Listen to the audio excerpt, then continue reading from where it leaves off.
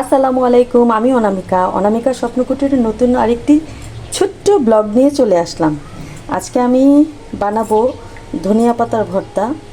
মানে অনেকেই তো ধনিয়া পাতার ভর্তা খায়, আমিও খাই, বেটেও খাই, আবার এভাবে কুচি করে কেউ খান কিনা আমি তা জানি না। তো কমেন্টে জানাবেন আপনারা কীভাবে কুচি করে খান কিনা। তো আমি কি করেছি, পেঁয়াজ নিয়ে নিয়েছি, এখানে একদম কুচি কুচি করে ধনিয়া পাতা কেটে নিয়েছি। আর আমরা অনেকেই কী করি, ধনিয়া পাতার ভর্তাতে মরিচ পুড়ে দেই বা ভেজে দেই, আর আমি চিলি ফ্লেক্স করে দিই। আর আমি চিলি ফ্লেক্সটা এমনভাবে করি একেবারে যেন বিচিগুলি আস্তে আস্তে না থাকে, একদম গুঁড়ো হয়ে যায়। আমি এভাবেই করি, একটু টেলে তারপরে এই যে এভাবে করি, এরকম হয়ে যায়। তো আমার কাছে মনে হয় কি, ওই যে মরিচ পুড়ে নিলে বা ভেজে নিলে আস্তে আস্তে থাকে দানাটা, ছিলকাটাও আস্তে থাকে, ওটা অনেক সময় পেটে গেলে অনেক ধরনের ক্ষতি হতে পারে।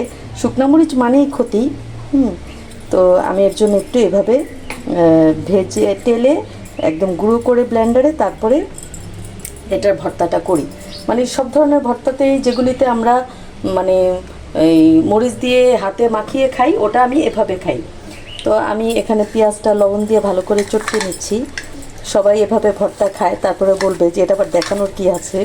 আমার কাছে এই ভর্তাটা খুবই খুবই খুবই মজা লাগে, খুবই পছন্দ। আমি ভাত দিয়ে খেতে খুবই পছন্দ করি। এটাতে আমি সরিষার তেল দিব। এটা মূলত কিন্তু সরিষার তেলের জন্যই বেশি টেস্টি হয়। আগে আমার শাশুড়িকে দেখতাম শীতের দিন আসলেই এই ভর্তাটা মা মাখাতো।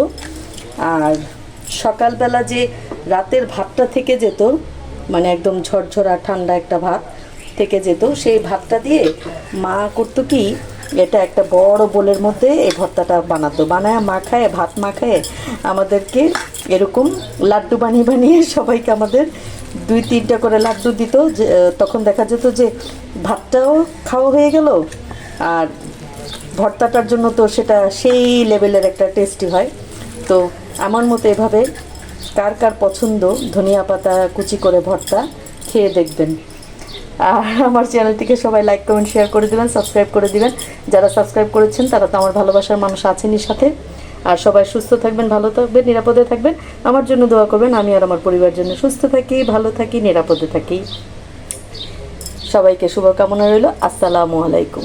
সবাই মজা করে একদম গরম গরম ভাত দিয়ে এটা খেয়ে দেখবেন, সেই একটা মজার, সেই সেই